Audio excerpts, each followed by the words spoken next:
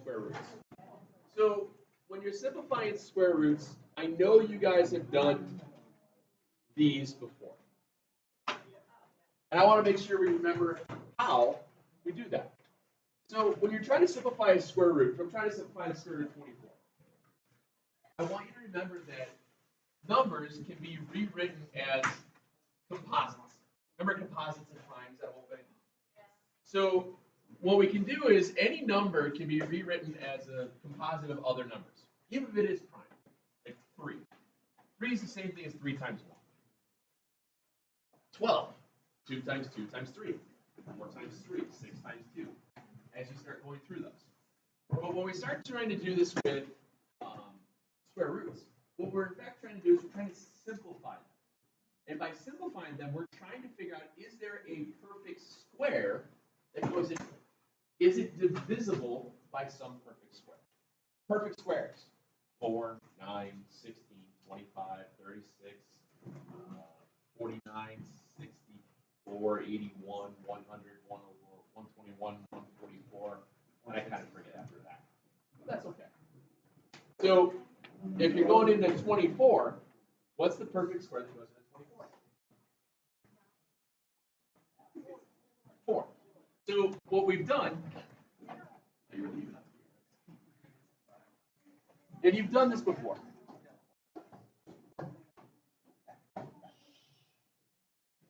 (24) can be rewritten as the square root of 4 times the square root of 6. What's the square root of 4? So the square root of 24 simplifies to being 2 root 6.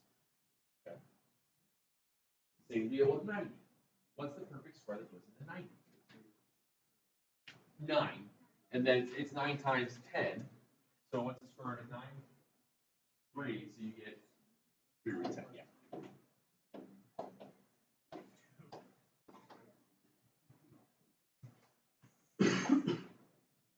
When you had fractions, and you had a square root over a fraction, that just means you're square rooting the numerator and the denominator. So as you go through that, what's the square? Can you simplify the square root of 7? No. Can you simplify the square root of 16? Yeah. So your answer when you simplify this one out would be root 7 over 4. Again, hopefully this is stuff you guys have seen. It's just a little quick reminder. The weird stuff was when you had stuff that did not simplify in the denominator. When you had to rationalize. David, ring a bell? You did a bunch of that with right triangle trick, 30, 60, 90s, 45, 45, 90s. I think Seth did the Q root 3, 2 Qs and stuff like that. So you would simplify it through to make it work. When you split it, you did that. The math etiquette portion of it came into play where you did not want to have the radical in the denominator. You had to figure out a way to get rid of the radical. So what we did is we multiplied by a factor of 1 that simplified itself through. So what you had to remember was some kind of annoying ways. I don't know how Seth showed it, but I always did it as the square root of junk times the square root of junk is always junk. Okay. So the square root of 2 times the square root of 2 would be 2. Now, what I want to do here is if I'm going to multiply this by the square root of 2 in the denominator, I have to do that also to the numerator. Because the square root of 2 divided by the square root of 2 is what? 1. When you multiply anything by 1, do you change it? No. So that's what you guys were doing when you were rationalizing stuff out. You were multiplying by factors of 1 that just kind of changed the shape-ish, if you will, of the numbers. All right? So here you get root 2 times root 2, which is 2. And in the numerator, what's root 7 times root 2? Root 7 times root 2. Root 14. And you're done. That's how you guys rationalize a denominator. Hopefully, you kind of somewhat remember that. Your face? Oh, but anyway, I thought your face was a viable answer for that as well. So let's not worry about that. Hey, I apologize if I made you deeply scarred and broken. But Dios mío, yo soy muy guapo, pero tú no es.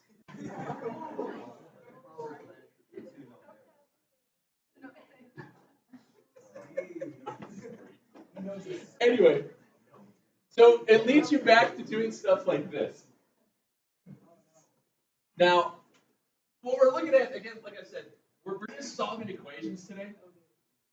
And when you're solving for x, you're working backwards in your order of operations.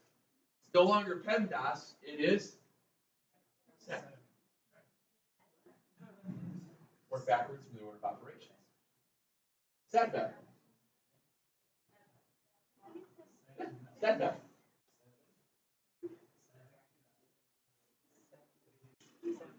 Anyway, what do you have to move first? No, the 1. I'm going to solve for x. You work backwards. Now what?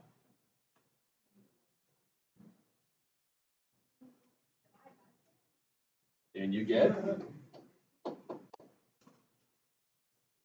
square root of 8. Oh, before we do that, do you guys remember the rule when you took a square root over an equal sign? Okay. When you take a square, what we didn't have to do it a minute ago, we were just simplifying stuff through. But whenever you take a square root over an equal sign, you have to do this one extra step, because remember what a square root stands for. When you take a square root, you're looking for the two numbers that are the same number that multiply together to give that value. So if I wanted to figure out what the square root of 4 was, it was 2 or negative 2. Because negative 2 times negative 2 is 4. So when you do this over an equal sign, you always have to put a plus minus. Okay? Whenever you take a square root over an equal sign, it's always got to be plus minus. And do you guys remember what the square root of 8 was? It was a very common one. And you would write x equals plus or minus 2 root 2. You don't have to write them separately, just the plus minus is perfectly fine. And that's the rule. Anytime you take a square root over an equal sign, when you do it to both sides of an equation, you have to go plus minus. Okay? You always have to go plus minus. David ringing the bell? Hope so. Okay, same idea.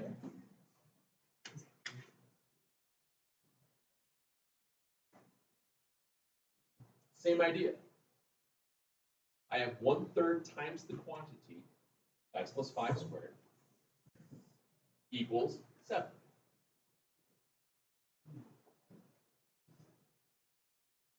What are you going to do first? Right. Yeah. You can't do anything to the stuff that's inside the parentheses because that's the last thing you have to take care of. So you have to work backwards in the order of operations again. There's no subtraction, there's no addition, but there's multiplication you have to undo. You're multiplying by a fraction, so how do you undo multiplying by a fraction? Like you guys just said, you just multiply by its reciprocal.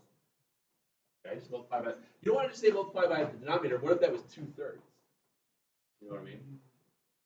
You multiply by its reciprocal.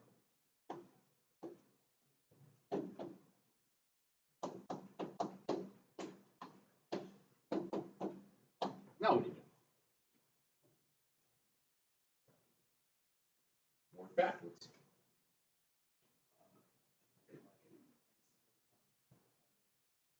No, you don't have to do that. That would just be awful. Because then you'd wind up having to factor something. What times what's 4 that adds together to get 10? Right, you square root it.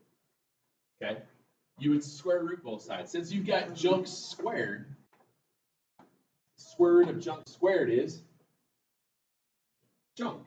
What's the junk here? X plus 5. I did a square root over an equal sign. So what do I have to put on the right-hand side now? Yeah. Yep. plus minus, and I don't think you can simplify the square root of 21. I just leave it. And now I gotta move to 5. How do you move it? Yep. Now, here's the one thing that the Mathicate police will make you do. They have you put that number before the plus minus. Okay. Because a lot of times if you put it afterwards, see how sometimes it can get blended into the radical? And you might say your answer is 4.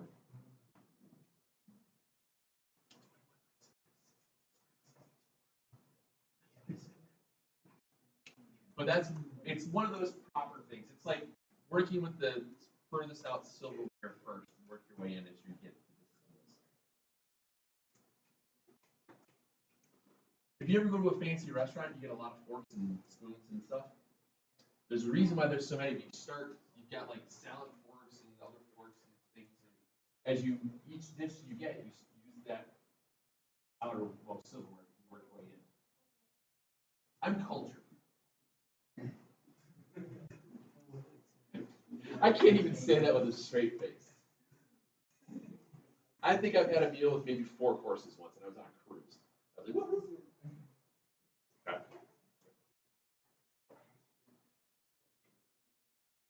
Which now,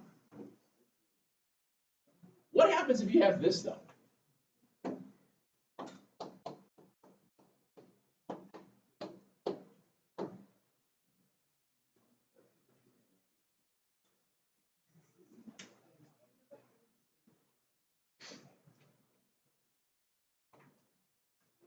So you have 5 times the quantity of x minus 1 squared equals negative 50.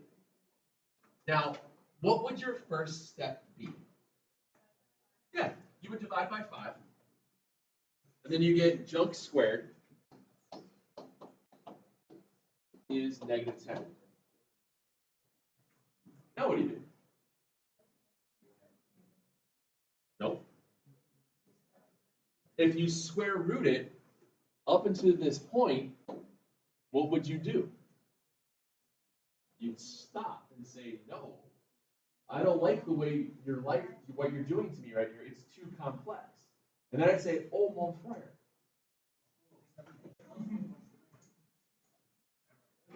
There is such a thing as complex numbers.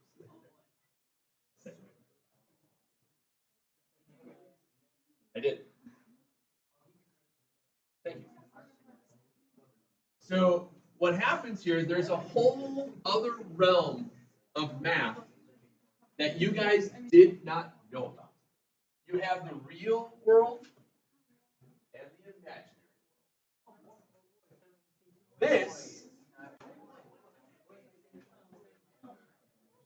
This is now possible.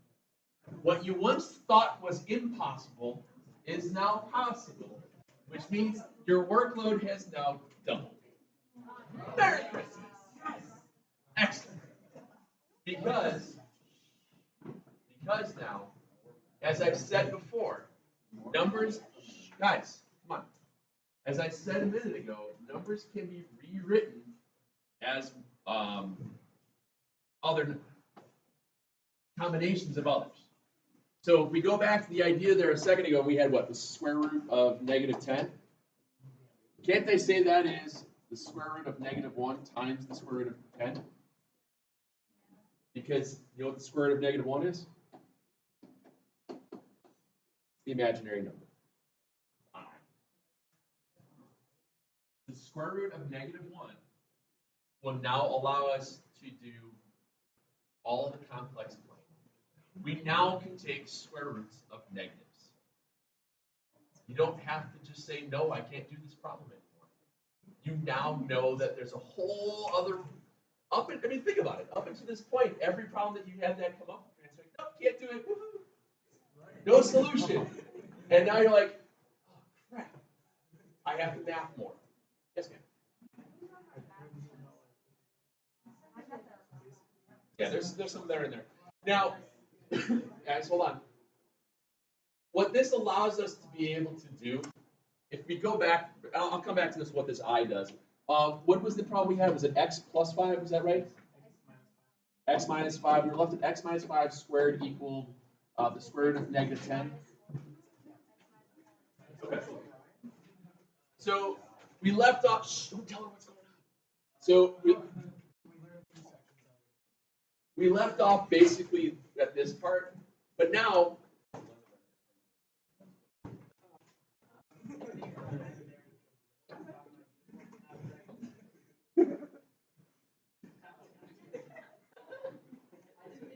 That's good. That's good. Now we know when I take the square root over both sides, I get x minus 1. I took a square root over both sides, so that means what I have to put on the right-hand side? I'm still going to put plus minus.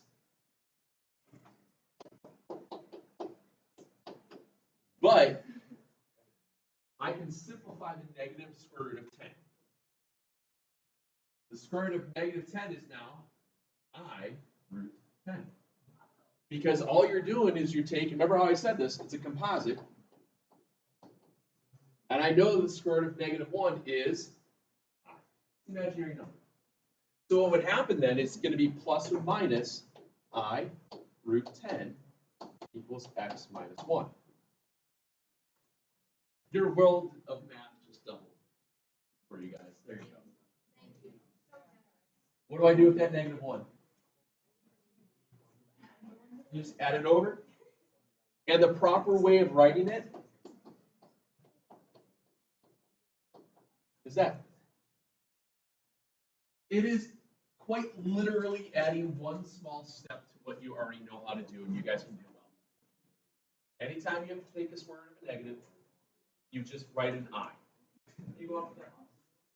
Okay. Now, yes, sir. I use the cursive-ish version of the I because a lot of times if I just do this, I might forget to dot it. I do the same thing with my T's. I usually put a tail on my T because it looks like a plus sign. So I've just always written my I's with that tail to it. You don't have to if you don't want to. That's just how I write it. I know our textbook that I use uses like a cursive I that has a small tail to it, so that's why I use it. Now, we go back. Where was it? That means that I can do this problem. I know. You're welcome. Now, guys, you did this before. You just didn't know you were finding this. Remember when we talked about the thing called the discriminant? Remember I said that b squared minus 4ac if it equaled, if it was 0, it touched the x-axis at one spot. If it was positive, it touched it at 2. If it was negative, it didn't touch the x-axis. That meant when you're graphing parabolas, not always did your parabola cross the x-axis.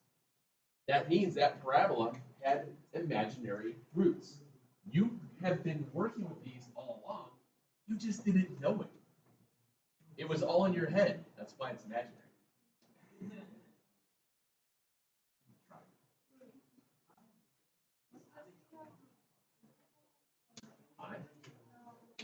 Square root.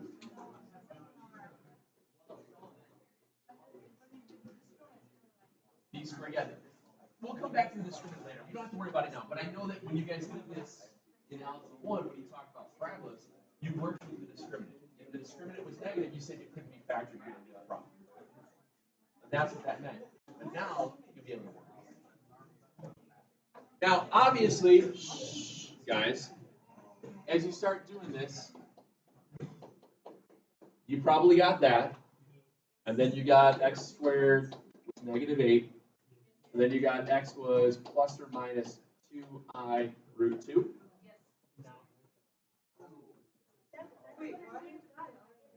Because you can't take the square root of a negative until today. Can you take the square root of a negative number? No. But now you can, because 8, if I take the square root of negative 8, I can rewrite that as the square root of negative 1 times the square root of 8. The square root of negative 1 is the imaginary number.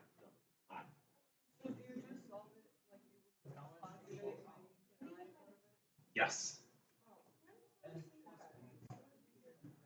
because they wanted, yeah, I would have done the same thing. So there's that. Dan, are you okay with that? Yes, ma'am. What do you got? We'll get you. No worries. It's etiquette. It's etiquette by putting the I after the whole number. You always go whole number, imaginary, root. It's just the flow of how the answers are written. It's not wrong if you do I2 root 2. It's just more like pinkies up here. That's all it is. It's etiquette. That's all it is. Which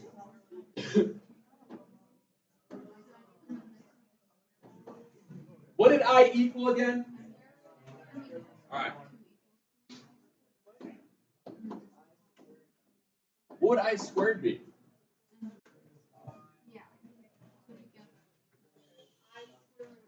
Hold on, guys.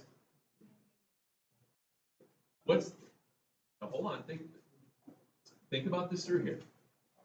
If I to the first power is the square root of -1, what would I squared be?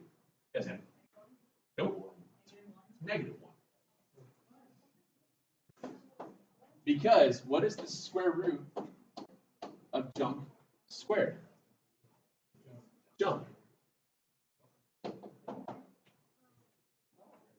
Okay. Watch again. I cubed.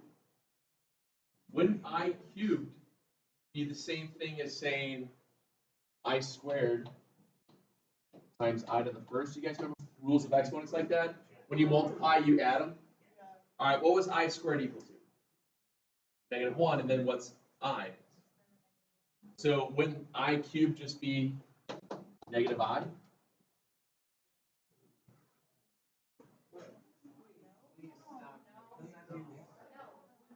It is that. Okay, watch this one. What's I to the 4th?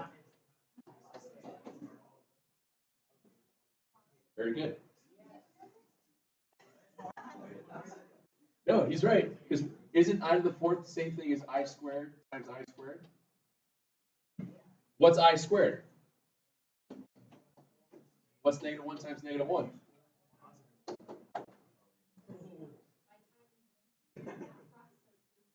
I know there's a lot going on. We just doubled your math load, so it's a little crazy.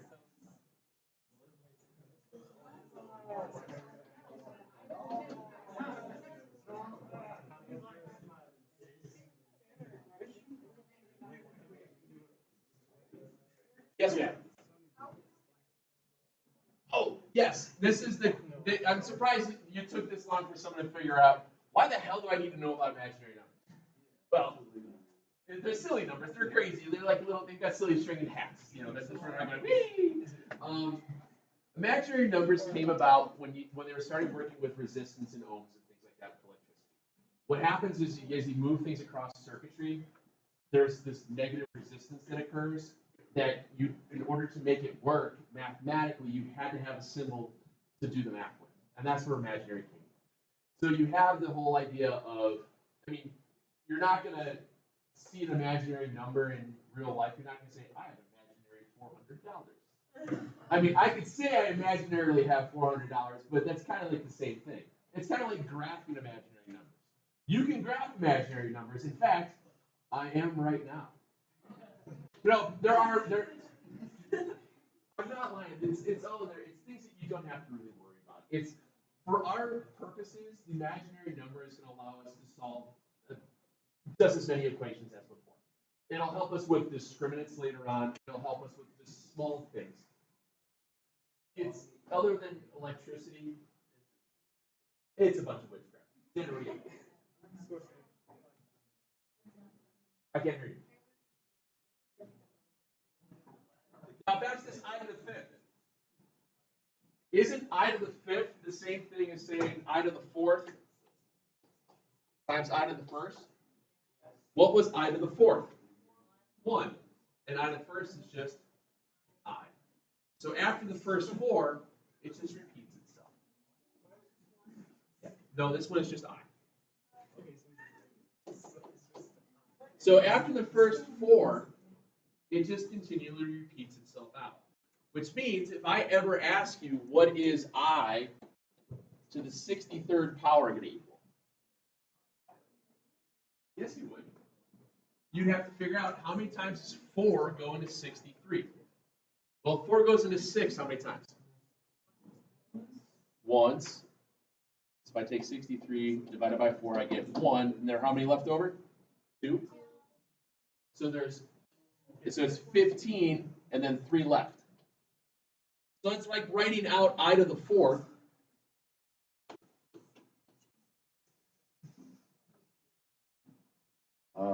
Where's the right button?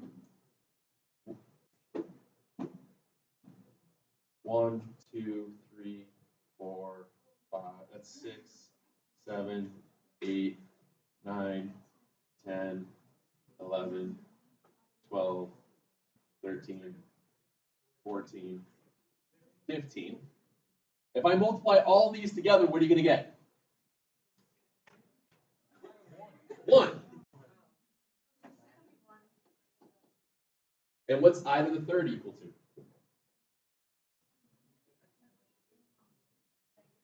Negative I. So this would equal, you're just taking out factors of 4. Every factor.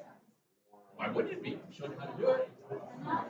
Hey, guys, it's very simple to figure this out.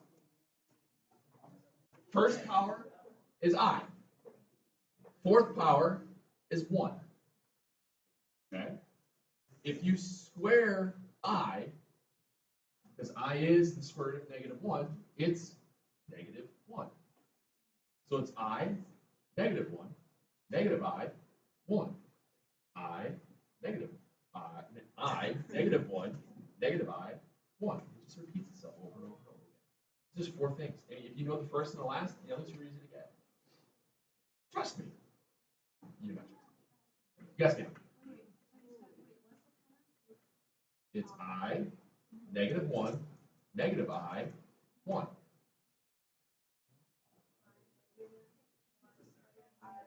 Yep.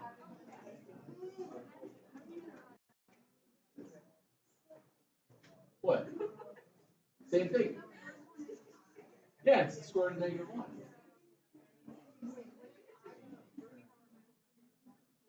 I to the first. Yeah, I to the first power is the square root of negative 1. Then it's negative 1. Negative I, 1. Don't overthink it. All right? Yes, sir.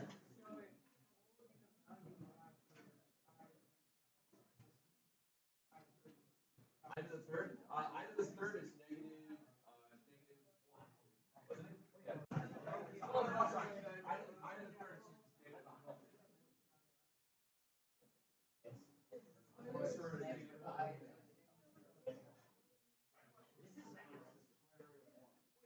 No.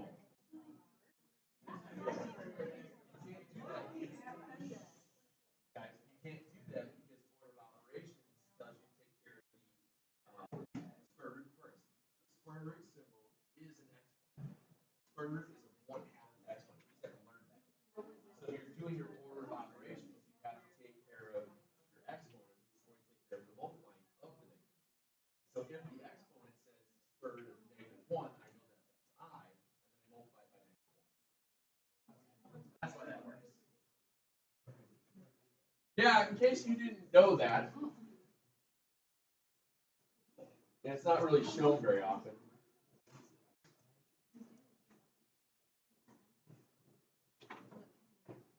The square root of anything is anything to the 1/2 power. The cube root of anything would be x to the 1/3. These are. Oh God, no! Work backwards from order of operations. I don't know how to do it. What do you do first? Then I would do that. That would be smart.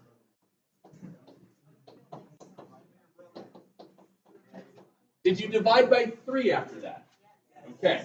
If you divide by 3, you get x plus 5 quantity squared is what? Negative 49. Now what do? Square root of both sides. When you take the square root over an equal sign, what do you have to make sure you put on the one side?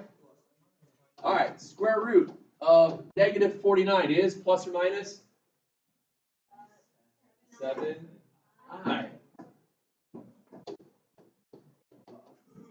And now what do? Subtract the 5 over, and I get x equals negative 5 plus or minus 7i. And I've done it. That's it.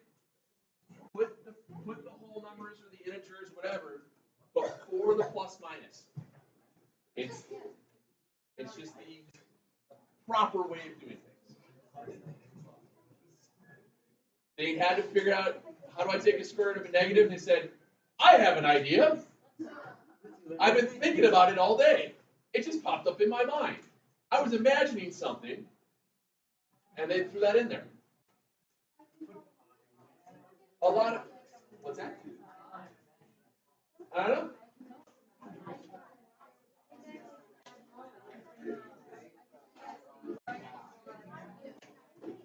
I posted on the calendar already these. It's just all solving equations. I did not do any of the I simplifying. We'll do some more of that tomorrow. We'll also do some more of the come along with I stuff. Guys, as we continue, what's with all these little chunks of small paper quads all over the floor? Anyway, as we get into stuff with imaginary numbers tomorrow, we will be adding, subtracting, multiplying, and dividing imaginary numbers. Just think of the possibilities.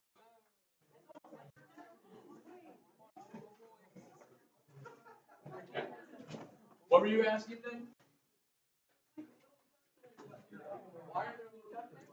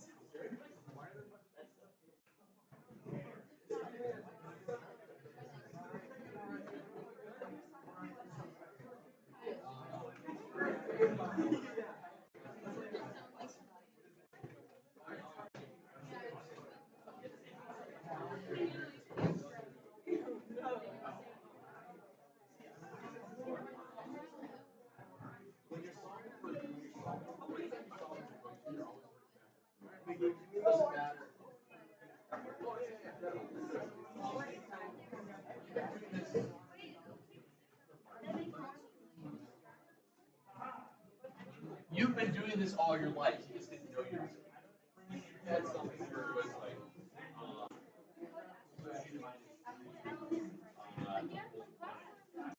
what would you do?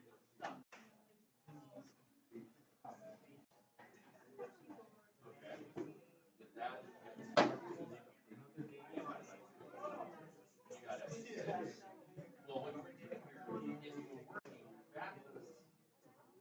Another game. On the order of operations. You were undoing subtraction. You've been doing this for all along.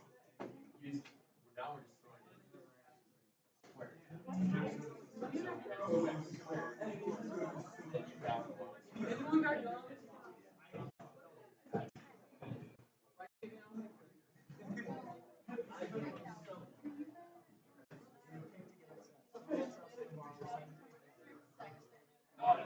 It's quite literally the same as finding zero.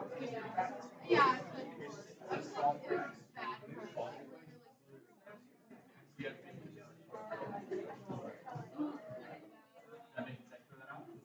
Cool. Yes, like I said, you've been doing this forever. You just didn't realize this.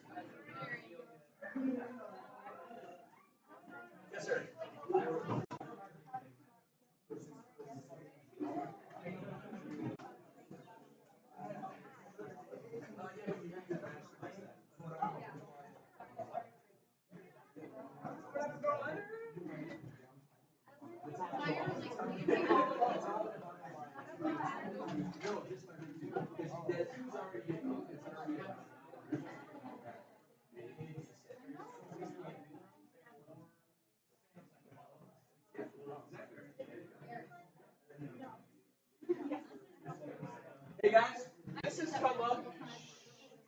This has come up a lot earlier today when people would start doing their work in first hour as well. When you get down to the, I think it's probably one of the, is it 64, the first problem? So you had what was it, x minus something equal, so this, before you did the square root, it was what, 3 over 2? 9 over 8, because it couldn't get away from the buffet.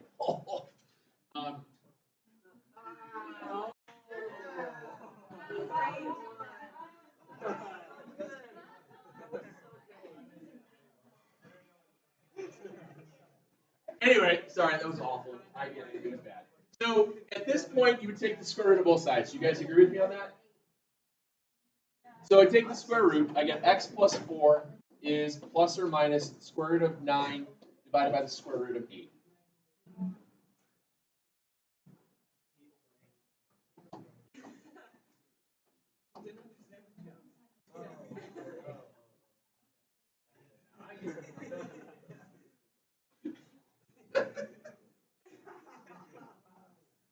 Sorry, that's not even funny. What's the square root of 9? What's the square root of 8? 2 root 2. No, it's 2 root 2. Okay. So I have x plus 4 is plus or minus 3 over 2 root 2. Before I move over that 4, I have to rationalize that denominator. I need to multiply the top and bottom by something to get rid of the radical. I just have to multiply by the root 2. If I multiplied it by the 2 root 2, I would just get a bigger number and it would simplify anyway. But here I need to multiply top and bottom by root 2. What's the square root of 2 times the square root of 2? 2. So you wind up with, when you rationalize this out, move this up here, you get x plus 4 equals plus or minus 3 root 2 over 4. That's how you rationalize those through. Now I just subtract that 4 over, and you wind up with x equals negative 4 plus or minus 3 root 2 over 4. And then you're done. Are you just multiplying by that? Yep. Yep. Yes, I understood exactly what you meant with your technical terms. Well done. Yes, sir. Hold on. I'm sorry, what's that?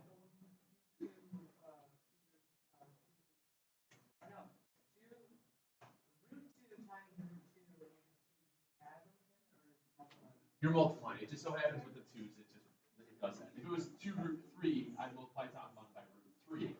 And 2 root 3 times root 3 is 6. Because the square root of junk times the square root of junk is always junk, and then you just multiply together. It just happened with a bunch of 2's. Yes, sir. Yeah. I want to make sure you guys saw that because I think that comes up a couple times. What do you got? I thought you had your hand up too. Good, I want to help. Bella, you had something to do the same thing? You alright? What? Why are you freaking? Just wait for it like that.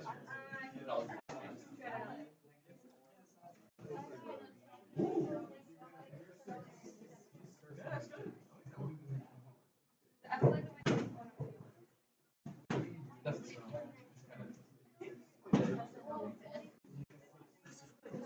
Orange one's the best.